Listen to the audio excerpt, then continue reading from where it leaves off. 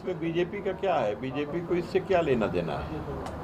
CBI में मामला है, बरसों से है और ये पुराना मामला है।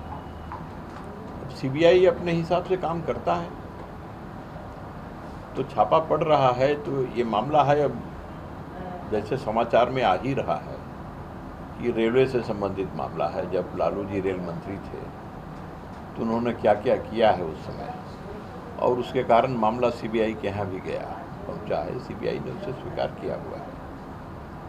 उसमें अदालत का भी आदेश है, माननीय न्यायालय, हाई कोर्ट का, सुप्रीम कोर्ट का सब मामला है। तो उसके कारण हो रहा है, उसमें बीजेपी का क्या उससे लेना देना है? आरजेडी के कुछ नेता का ये भी कहना है कि हाल के दिनों में नीतीश कुमार और तेजस्वी यादव नजदीक आ रहे थे विभिन्न वजहों से, और इस वजह से बीजेपी कुछ परेशान है।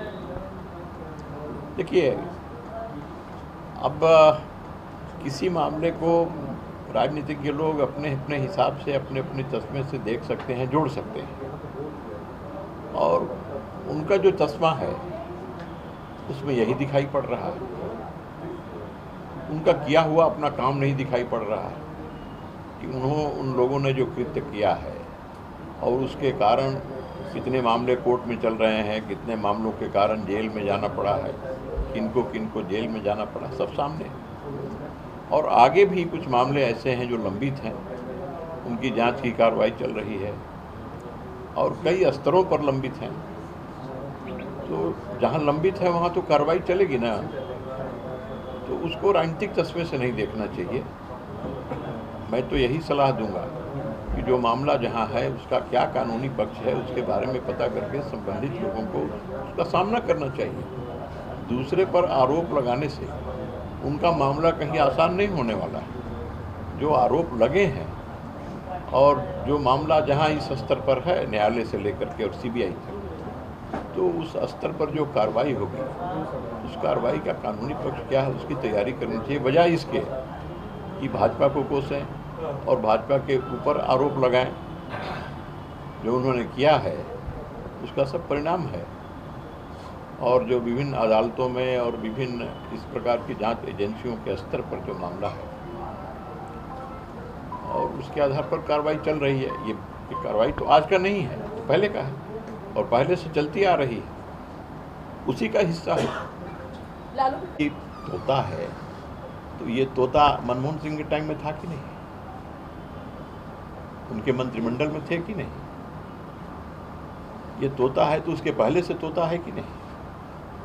ये तोता है तो आज तोता है क्या? 10 वर्षों तक उनके साथ रहे, उनके मंत्रिमंडल में शामिल रहे, भारत सरकार में, केंद्र सरकार में आपकी हिस्सेदारी रही, तो उस समय ये तोता था कि नहीं?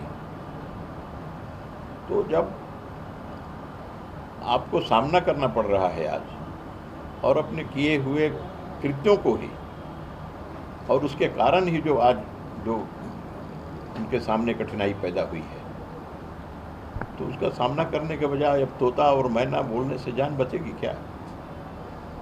उसका सामना करें, बताएं, कानून उनके पक्ष में है तो उनको सामने आना चाहिए। दूसरे के कोसने से उनकी कठिनाई कम नहीं होने वाली है। कांग्रेस भी तंज कसते हुए कही है। कांग्रेस का कहना है कि लालू प्रसाद यादव ही सिर्फ रेल मंत्री नहीं थे, इनसे पहले भी और भी रेल मंत्री थे, उन पर क्यों नहीं कार्रवाई हो रही है? आखिरकार लालू प्रसाद यादव को क्यों टारगेट किया जा रहा है?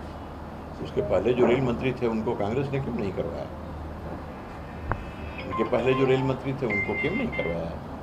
कांग्रेस, मैंने तो कहा कि उसके बाद तो 10 वर्षों तक कांग्रेस रही।